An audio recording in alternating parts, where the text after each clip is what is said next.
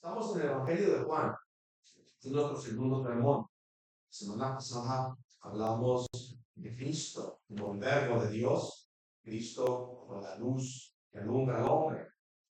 El apóstol ahora en los versículos que siguen, del 6 al 13, sigue todavía exponiendo ese mismo tema, que es la luz y la oscuridad. El Evangelio de Juan, capítulo 1, del 6 al 13.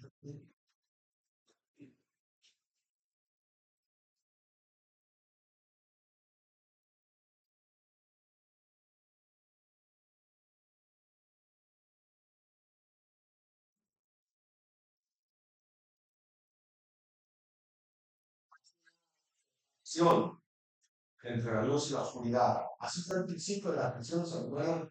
En el principio de la historia de la creación, el tema comienza haciendo una separación entre la luz y las tinieblas. Dios separó la luz de las tinieblas con el puro poder de su palabra. Y es el tema que abarca el resto de la historia bíblica. Es decir, desde Génesis hay una separación entre la simiente de la mujer y la simiente de la serpiente, hasta el juicio. Cuando el Señor separa entonces sus ovejas del resto de la creación. Al lado de Egipto, recuerdan que siguiendo al pueblo de Dios, y entonces el Señor se pone en medio de ellos.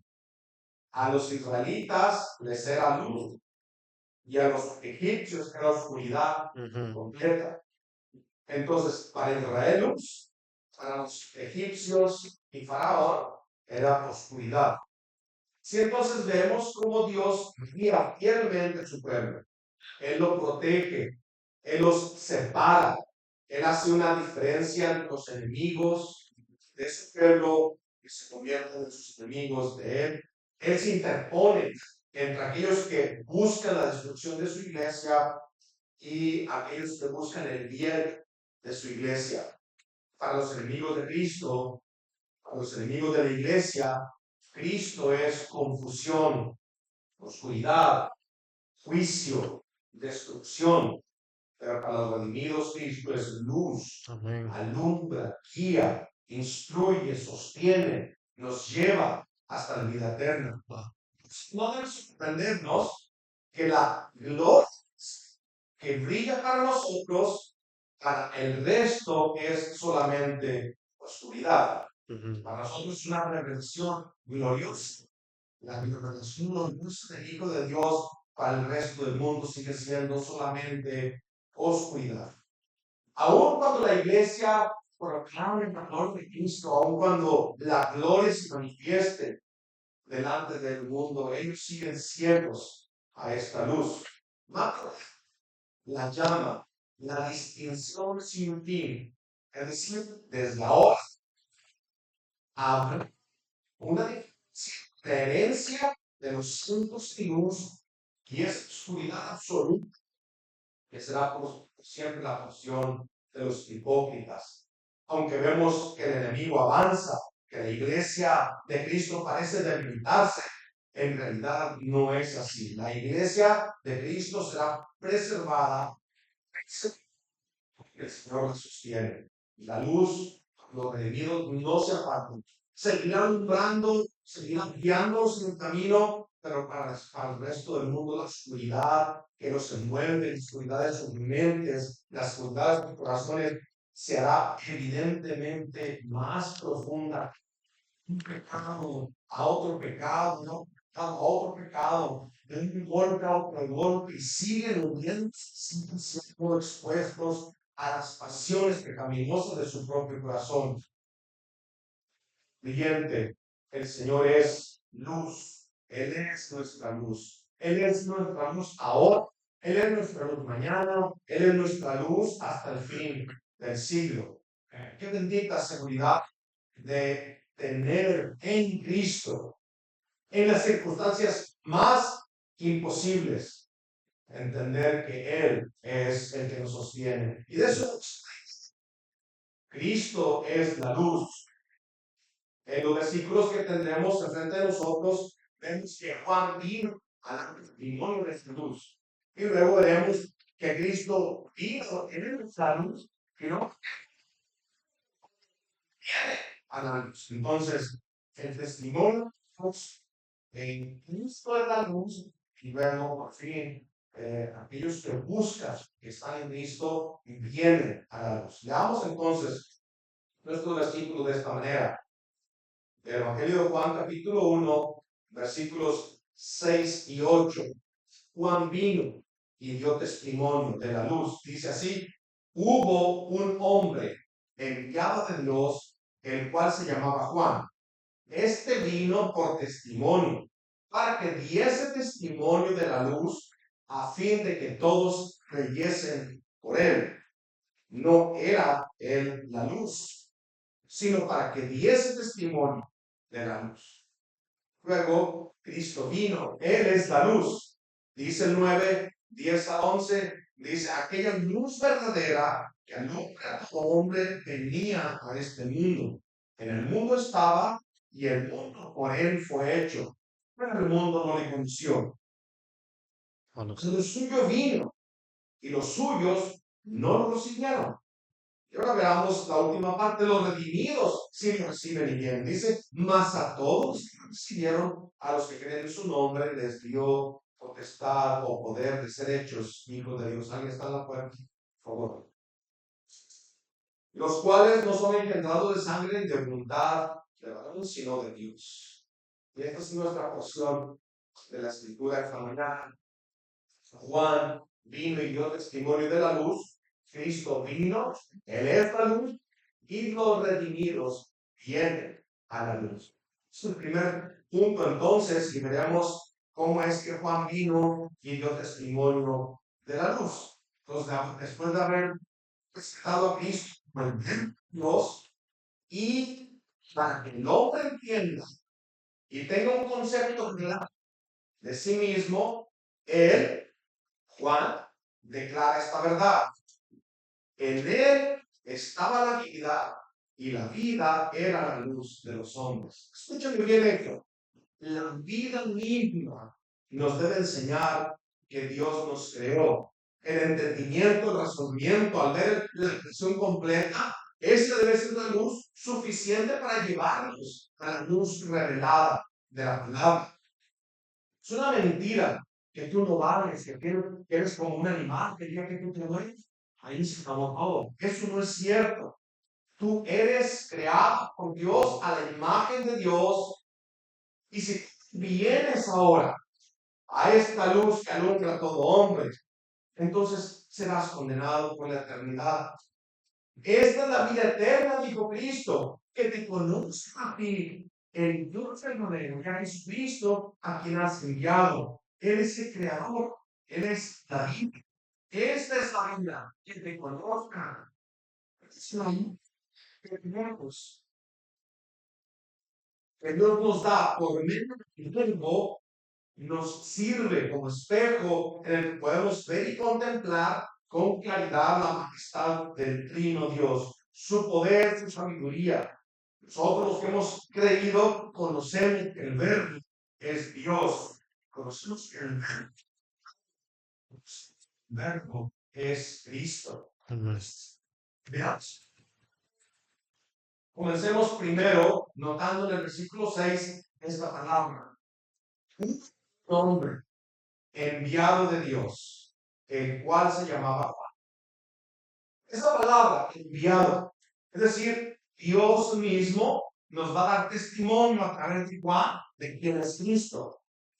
Enviado por Dios. El apóstol o el evangelista identifica a este Juan como Juan el Bautista. Pero este Juan el Bautista es enviado por Dios. ¿Quién era Juan el Bautista? El Bautista era hijo de Zacarías y Elizabeth era pariente cercana de María, la madre de nuestro Señor. A estos días era sacerdote según el grupo de Abías y les tocaba de cuando en cuando, una vez al año, creo que les tocaba ministrar al templo. Estando en el templo, el ángel Gabriel le anuncia de Juan. Y entonces el ángel le anuncia el ministerio. ¿Cómo va a ser este niño que va a nacer de Elizabeth, pariente de María?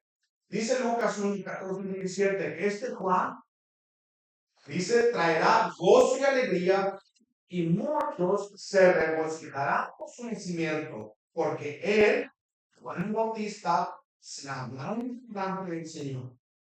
Dice, no beberá vino ni licor, y será lleno del Espíritu Santo antes, aún desde el vientre de su madre.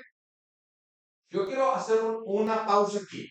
Cuando el evangelista Juan está describiendo el ministerio de Juan el Bautista, dice que el Espíritu Santo estará en Juan el Bautista aún antes de ser. No significa que Juan el Bautista desde Juan el Bautista está siendo equipado al ministerio que va a ser al que ha sido llamado. Juan el Bautista, cuando crece, Dios es pecado y tiene que venir a la luz del Evangelio por el Espíritu Santo para salvación. Es lo que el profeta Rubén está en el 51 dice, no quites de mí tu Santo Espíritu. No está diciendo que no le quite la salvación. Lo que está diciendo es, no me descalifiques como rey sobre tu pueblo. Una pausa allí. Después, si alguien hay preguntas, me pueden preguntar. Pero aquí que el Espíritu Santo está en Juan el Bautista, antes significa que está llamado a un ministerio específico. ¿Cuál es? Dice así, al Señor su Dios.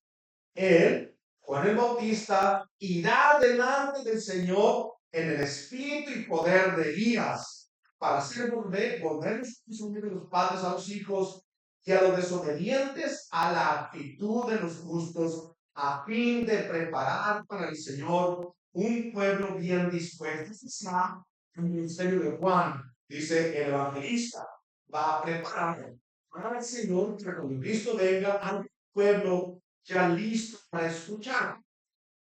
Este profetizó Malaquías, en Malaquías 4:5 dice, he aquí, yo, el profeta Elías, antes que venga el día del Señor, gran y terrible. Mateo 17, 10 al 13. Los fariseos le preguntan a Juan, el Bautista, y le dice, ¿quién eres? Porque con tu autoridad haces lo que haces. Entonces, vinieron a preguntarle a Jesús. Los discípulos le dicen, ¿por qué pues dicen los escribas que es necesario que Elías venga primero? Tenemos a Juan, algo que no, está haciendo cosas raras y no lo entendemos. Creemos que es profeta, pero tú explícanos, ¿cómo es esto? Y el Señor les dice, a la pregunta de, Elías viene primero antes que el Mesías. Entonces, ¿cómo es esto? ¿Eres tú el Mesías o no eres? Respondió Jesús y les dijo, a la verdad, es cierto, Elías viene primero y restaurará todas las cosas. Mas yo les digo, Elías ya vino. Y Elías ya vino y no lo conocieron, sino que hicieron con él todo lo que quisieron. Terminó decapitado. Pero si lo van a hacer con el Hijo del Hombre, padecerá también de ellos, de los religiosos, de las autoridades.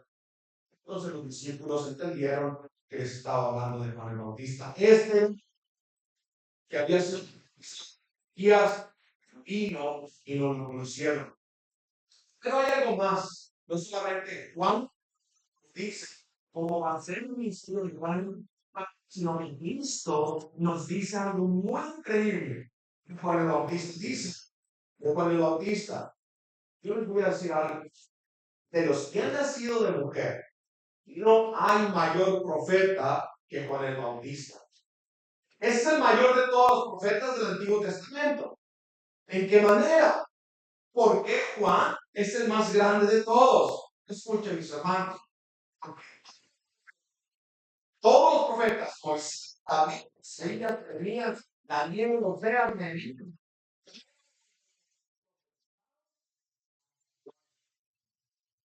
No, Juan representa el primer Juan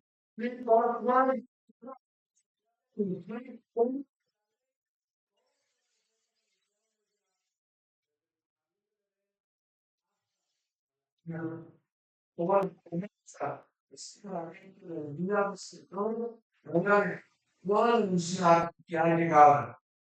Juan daría testimonio de quién era este Mesías. Dice el versículo 7 y 8 del capítulo 1 de Juan que estamos viendo delante de nosotros.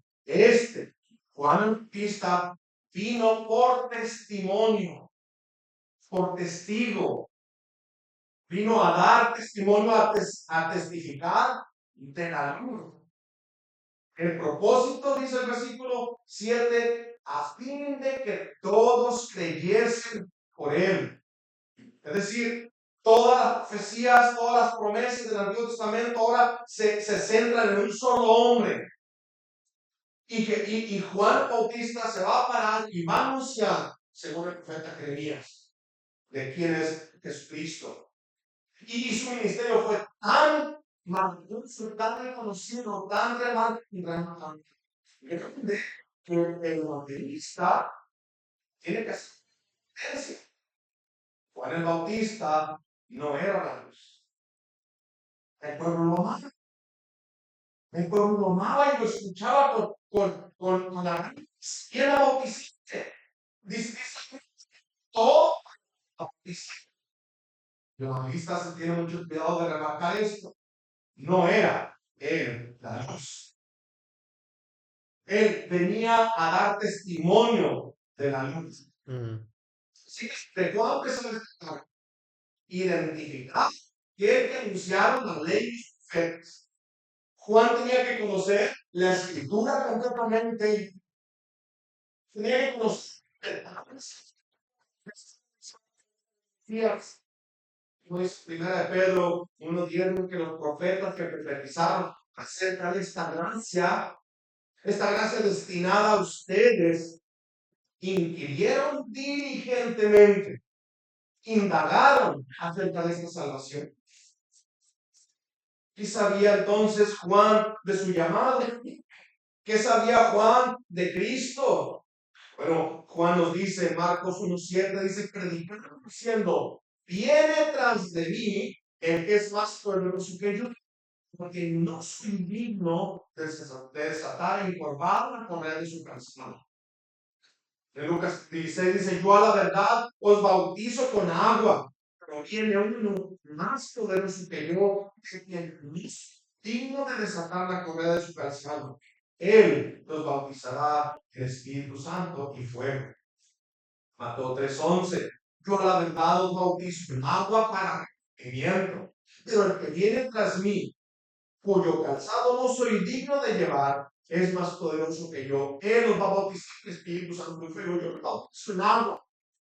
El bautismo va a transformar el corazón. El bautismo de Cristo transforma y limpia el corazón. Como dice, Espíritu Santo y fuego purifica, transforma, regenera, es vida nueva. Yo solamente puedo alcanzar tu cuerpo físico, darte una figura de lo que necesitas en tu vida, ser libre de tu pecado, pero viene otro de mí que es un digno de que va a informar.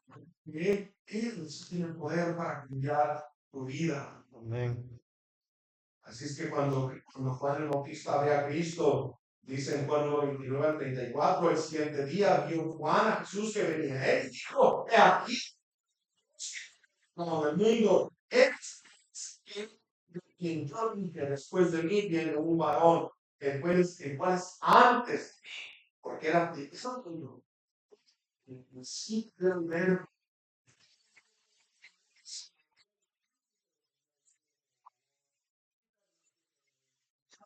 no lo conocía. No quiero entrar en muchos detalles. Conocían familia, quizás habían visto antes, quizás habían visitado, pero no sabía Juan. Él estaba esperando un testimonio de Dios mismo. Fue el que me envió a bautizar. Este mismo que me envió a mí, él me dijo sobre quién del Espíritu y que para creer ese es Jesucristo.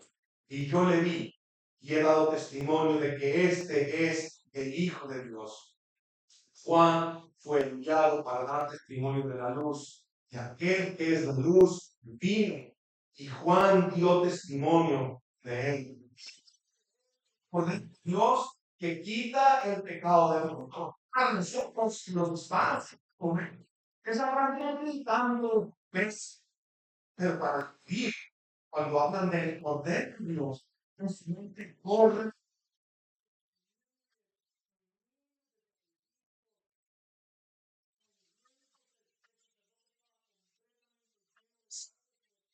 y manchada completamente, y es pueblo por el pecado del pueblo, pero tenía uno que era mucho más grande, que era el rojo, este era el Cordero de Dios, que con un solo sacrificio sería capaz de hacer perfectos para siempre a los que por medio de él se acerquen a Dios. Juan vino y dio testimonio de la luz. Cristo es la luz. Cristo vino. Él es la luz. El 9, versículos 9 y 11 dice, aquella luz verdadera que alumbra a todo hombre venía a este mundo. En el mundo estaba y el mundo por él fue hecho. No le conoció. Entonces, vamos a primer lugar, porque él está cuando se invoca la negación. Uno, y estaban,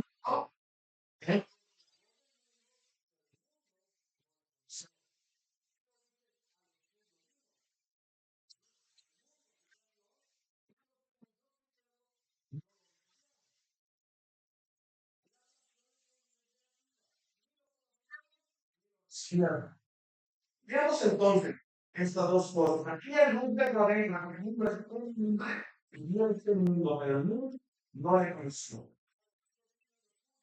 No le conoció. No le conoció.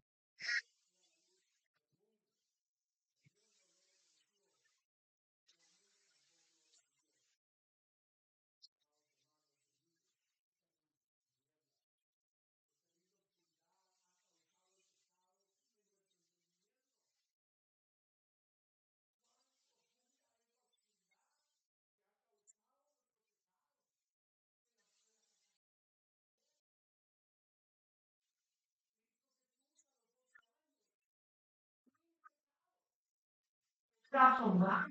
A veces se veía toda la vida de la vez. Hablaba ese asombrado. Palabras. Adán, un hombre adulto con una mente sin pecado, fue capaz de nombrar a los animales de todo el mundo, desde el más pequeño hasta el más grande. ¿Cómo será una mente sin pecado?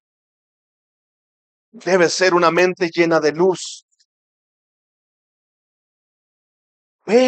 Ve tu capacidad para razonar y verás que muchas veces tu propio pecado te lleva a la esclavitud y al error y al engaño, y lo que cosechas es dolor y sufrimiento.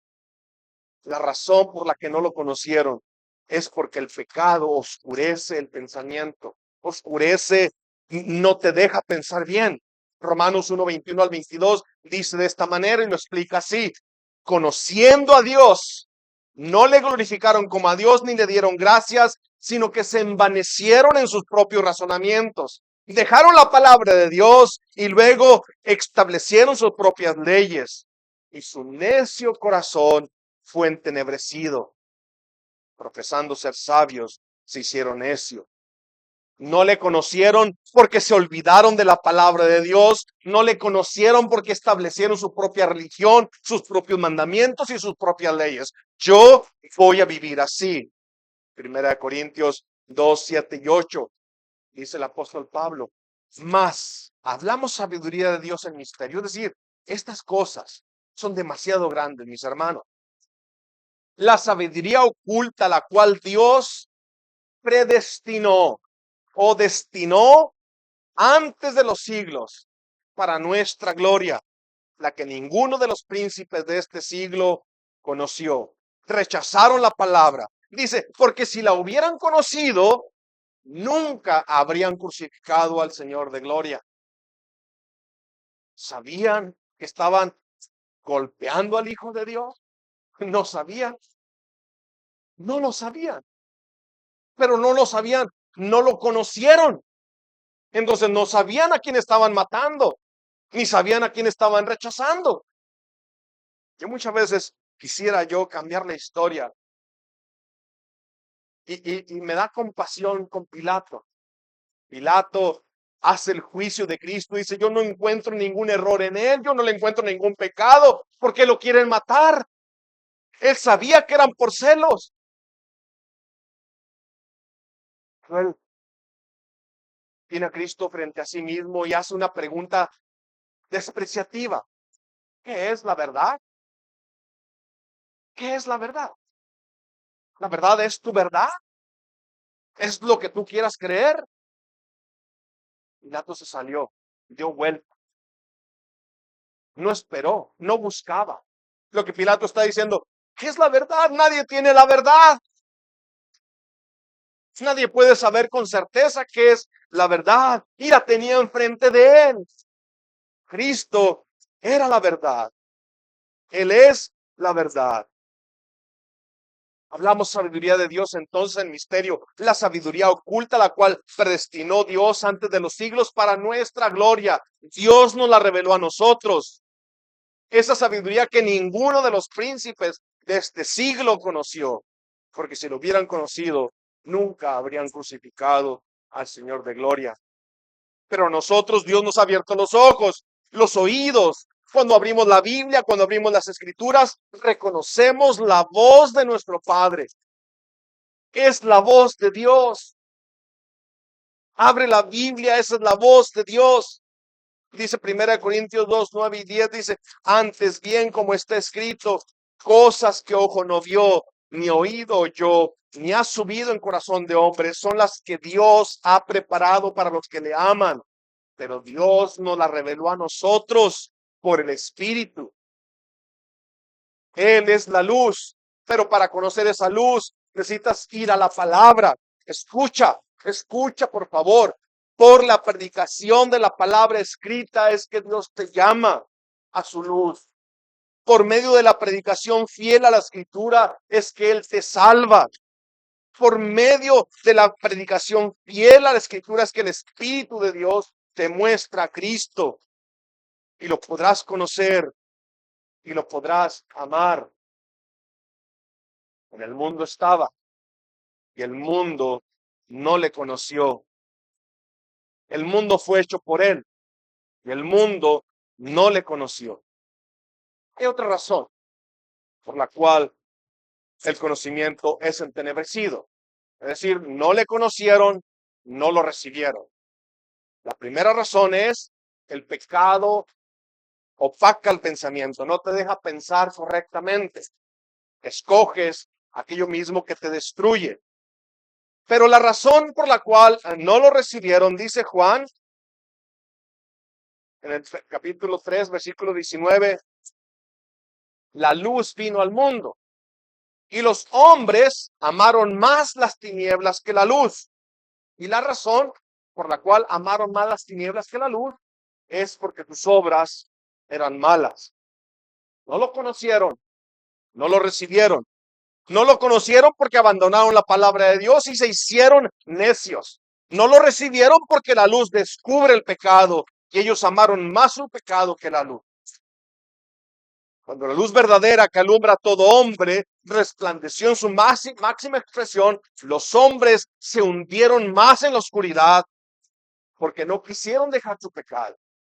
Prefirieron el aplauso y el reconocimiento de los hombres que ser humillados con Cristo. No lo conocieron, no lo recibieron. Por eso, mis hermanos, tu amigo, la cruz de Cristo es una ofensa para el hombre. De esta manera, la cruz de Cristo es aceptada mientras que tú obtengas de ella algo. Es decir, la inmensa mayoría usan la cruz de Cristo como un amuleto de buena suerte para ser protegidos de accidentes o de violencia, pero la cruz de Cristo revela, escúchame bien, la cruz sangrienta de Cristo revela cómo ve Dios el pecado. Escucha, ve, abre tus ojos a la verdad. Cuando Dios libremente, de su propia voluntad, quiso salvar al hombre, quiso perdonar su pecado, pero perdonar sus pecados sin violar la justicia. Es decir, no va a pasar por alto el pecado. Es decir, cuando juzga mi pecado, el Señor no es que dice, bueno, cuando Salvador peque, voy a cerrar mis ojos para no ver. Cuando el otro peque, ¿a qué sí lo voy a castigar? No, mis hermanos. El pecado de cada uno tiene que ser igualmente castigado, sino entonces la justicia no es justicia. ¿Ven? Entonces, cuando quiso perdonar, cuando quiso salvar, envió a su propio hijo a la cruz del Calvario y tomó mi pecado y lo puso sobre su hijo, y su ira, la ira justa, aplastó al Hijo de Dios en la cruz del Calvario. Y cuando él clamó, no hubo ninguna voz que respondiera. Mira, dice Isaías 53:3, despreciado y desechado entre los hombres, varón de dolores, experimentado en quebranto, y fue su muerte tan cruel y sangrienta, dice que escondimos de él el rostro, fue menospreciado y no lo estimamos. Cuando entonces en la cruz de Cristo nos muestra el Señor Dios, nos muestra cómo él ve el pecado y vemos a aquel varón colgado en la cruz, molido, nos causa más un rechazo. Queremos esconder la cara, no queremos verlo. Pero nos está mostrando cómo es que él ve el pecado. Si eso causó mi pecado, entonces tiene que ser algo muy serio, mucho más serio a que yo me enferme o me accidente o sufra desprecio. ¿Quieres ver el pecado como lo ve Dios? ¿Quieres ver el pecado como lo ve Dios? No escondas tu rostro. Ve al que cuelga del madero. Ve su carne y sus heridas. Es el Hijo inocente, puro de Dios. ¿Quieres ver el pecado como lo ve Dios? No te eches para atrás. Pon tus ojos en la cruz de Cristo. No te esconderás porque tus obras son malas y no quieres que sean descubiertas. Vendrás a la luz, vendrás a la luz, aunque eso signifique verte a ti realmente, cómo te ve Dios.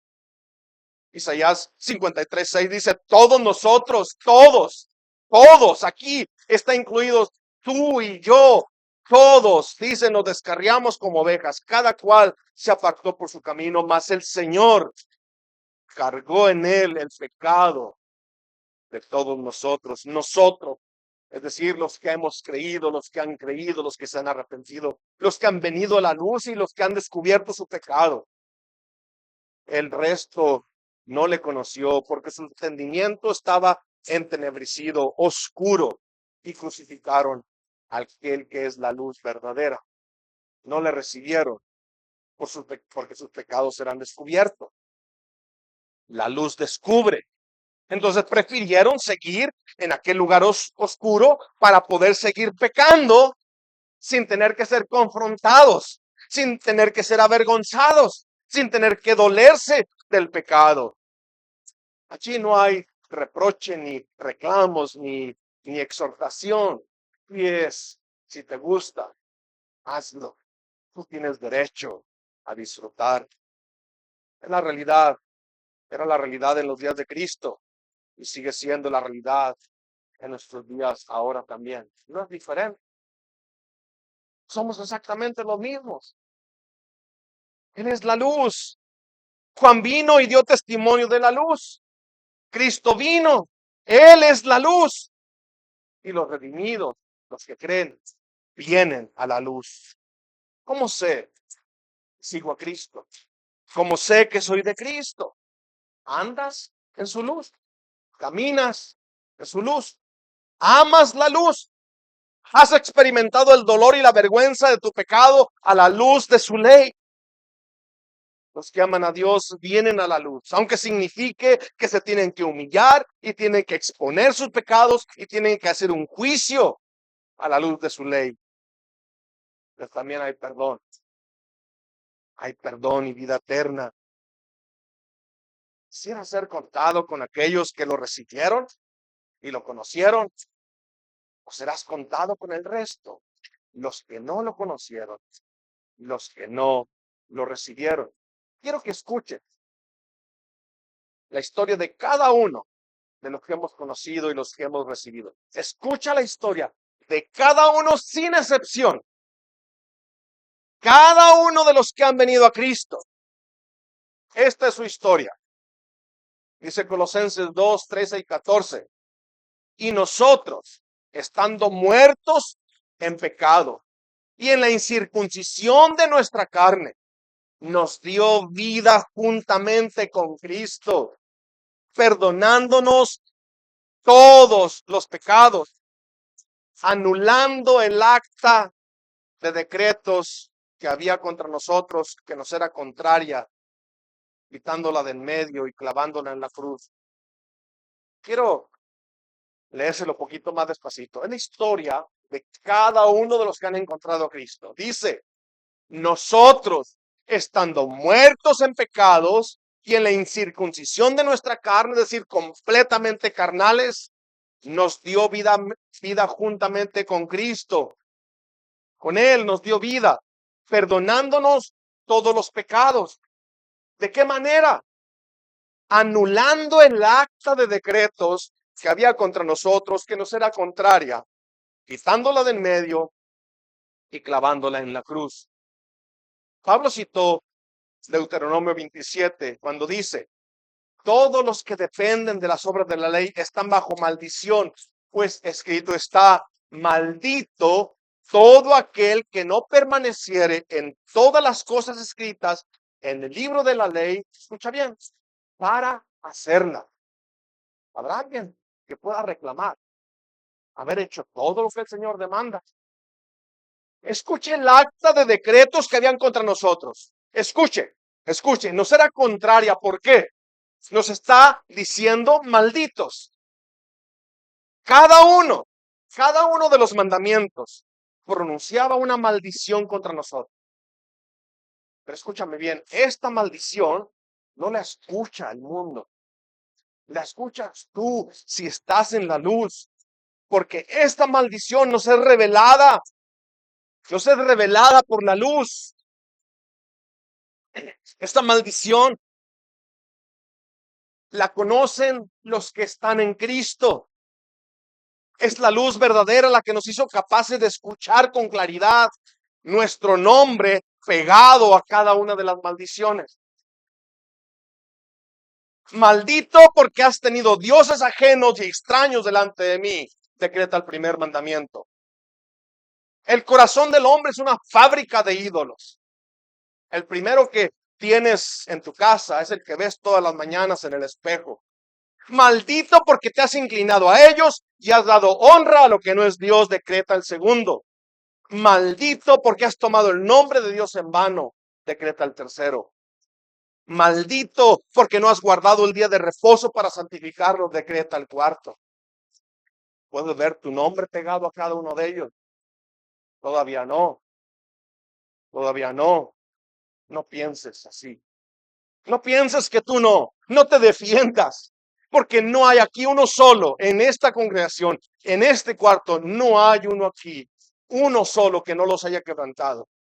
Cada uno de nosotros lo hemos quebrantado. Y muchas veces, no pocas. Maldito el que no honra a padre y madre, decreta el quinto. Maldito porque has matado, decreta el sexto. Maldito porque has adulterado, decreta el octavo. ¿Se acuerdan de Cristo? ¿Qué es el adulterio? Aún ver o pensar. Aún ver o pensar. Maldito porque has adulterado, no le has sido fiel a tu esposa o a tu esposa, decreta el séptimo. Maldito porque has robado, decreta el octavo. Maldito porque has mentido, Decreta el noveno: maldito, porque has tenido envidia del que tiene más que tú. Decreta el décimo. Esta es el acta de decretos que había contra nosotros, que nos era contraria. ¿Por qué? Porque no tengo la capacidad para obedecerlos perfectamente. Este era el caso de la cruz. Cada criminal cargaba la lista de sus crímenes en la cruz del Calvario. Cada criminal tenía en la lista todos los crímenes que había cometido. ¿Qué hizo Dios con esa acta? Que me era contraria, que me acusaba a mí. Dice Colosenses: la quitó, la anuló, la hizo nula, la quitó, pero no la desapareció, la clavó en la cruz. Ese que cuelga del madero entre dos criminales no tenía ningún crimen. Él no moría por sus propios crímenes, moría por los crímenes de los que él venía a rescatar. Isaías 53:10: aunque nunca hizo maldad, ni hubo engaño en su boca, con todo eso no fue suficiente. El Señor quiso quebrantarlo, sujetándolo a padecimiento. ¿Qué dio Cristo? Entonces, cuando el soldado romano clavaba los clavos en sus manos y en sus pies, dio más que un soldado romano. El Señor Jesucristo vio la lista interminable de pecados de cada una de sus ovejas. Y un escritor que dijo: Cristo volteó, vio su mano, vio el clavo y vio el martillo del soldado. Y si el soldado no ha clavado su mano allí, él había clavado, porque allí estaba la lista de mis pecados, aquella lista que me era contraria, que me acusaba. Tu sangre tenía que borrar cada uno de ellos. No abrió su boca, porque él sabía que no moría por los pecados de él, era por el mío que él estaba padeciendo. Ahí estaban mis pecados sumados a la multitud de los pecados de su pueblo. Están los tuyos allí. Están allí los tuyos también, o todavía cargas la lista sobre tu cabeza, haciéndola más grande cada día, atesorando ira para el día de la ira. Serás contado entre los que lo recibieron, entre los que se les dio el poder de ser hechos hijos de Dios, dice el versículo 12.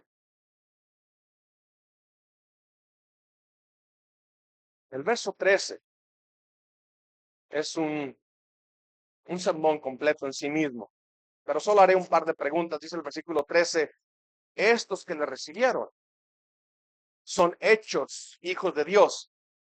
Estos no son engendrados de sangre, ni de voluntad de carne, ni de voluntad de varón, sino de Dios. ¿Qué tan grave es el pecado? Dámelo, lo explico así. ¿Qué tan grave es tu pecado? Ve la cruz de Cristo, cargando el pecado de los que creen. Esos que él vino a rescatar tienen que morir y ser hechos de nuevo. Dice: estos no son engendrados de voluntad de varón ni de carne, no es por descendencia. Yo me tengo que arrepentir, yo tengo que venir a Cristo humillado. Mis hijas no alcanzan esa salvación porque yo venga. Cada uno tiene que venir humillado a Cristo y recibir de él el perdón. Estos que él vino a rescatar entonces son hechos nuevos, pero no por voluntad humana. No son engendrados de sangre, ni de voluntad de carne, ni de voluntad de varón. Es de la voluntad de Dios. La salvación pertenece a nuestro Dios, que está sentado en el trono, y al Cordero claman los redimidos en el cielo. Y aquí en la tierra los que han recibido vida eterna. Ven a la luz, ven a la luz, probarás el dolor, probarás la vergüenza, pero también probarás la bendición la bendición de conocer que tus pecados son perdonados. Por mucho tiempo ya has tomado el cáliz amargo de tu pecado. Ven ahora, toma la copa de salvación que se te ofrece en Cristo. Él nos redimió de la maldición de la ley, hecho por nosotros maldición, porque está escrito, maldito todo el que es colgado de un madero. Ven, ven a su luz ahora. Sí tendrás que morir, sí tendrás que morir, tendrás que sufrir y llorar, pero también encontrarás la vida eterna y eso es lo más grande y lo más maravilloso que jamás nadie se puede imaginar. Oh, mis hermanos, el gozo de saber que hemos sido perdonados no tiene precio. Vamos a orar. Gracias, Señor, porque el evangelista nos muestra el ministerio del Bautista, de Juan, dando testimonio de Cristo. Él fue enviado con este propósito solamente, dar testimonio de la luz, para que todos creyesen por él. Y la luz vino, y sabemos quién es la luz, sabemos quién es el Verbo, es Cristo, el Hijo amado de Dios, perfecto, puro y santo. Y aquellos a los que tú rescatas, Padre, vienen a la luz y hacen un juicio justo de sus pecados. Pero al mismo tiempo pueden contemplar la cruz del Calvario y descansar y saber cada uno de ellos fue borrado, fue lavado por la sangre del Cordero. Rogamos pues, Señor, que nos podamos sostener en este día así, viendo a Jesucristo. Y rogamos por aquellos que todavía no ponen su vista y su mirada y su confianza y su fe en este Señor glorioso. Y rogamos que este sea el día que puedan ellos entender y hoy. Rogamos, Padre, salva nuestro medio, salva nuestro medio. No permitas que los motivos sean equivocados. No es para llenar este cuarto. No, Padre, es para que tu nombre sea glorificado. Es para que tú seas exaltado. Es tu gloria la que buscamos, Señor. Aunque ahorita vinieran a Cristo y mañana se fueran a otro lugar, aún así sería glorioso predicar el Evangelio. Gracias, Padre. Glorifícate en esta hora aquí en tu iglesia bíblica. En nombre de Cristo Jesús. Amén.